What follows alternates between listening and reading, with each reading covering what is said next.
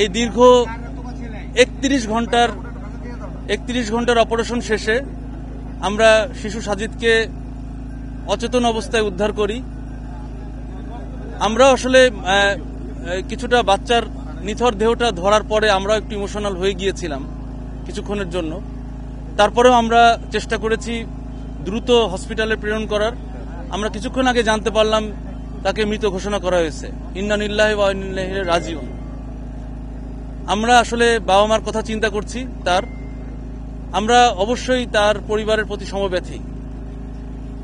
তা যেটা বলছিলাম যে অপারেশনটা আসলে কোনো সিস্টেমেটিক কোনো অপারেশন নয়।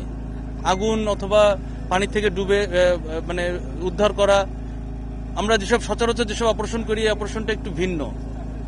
এখানে অনেক চ্যালেঞ্জ ছিল, অনেক সমস্যা ছিল এবং সকল সীমাবদ্ধতার মধ্যে দিয়ে আমাদের সবাই আমরা একযোগে কাজ করেছি। বিশেষ করে ইউনো সাহেবকে আমি ধন্যবাদ দিব আমাদের প্রত্যেকটা মুহূর্তে সর্বাত্মকভাবে সহযোগিতা করার জন্য, এবং অন্যান্য তার সাথে সংশ্লিষ্ট সকল সংস্থা সবসময় সাথে ছিলেন।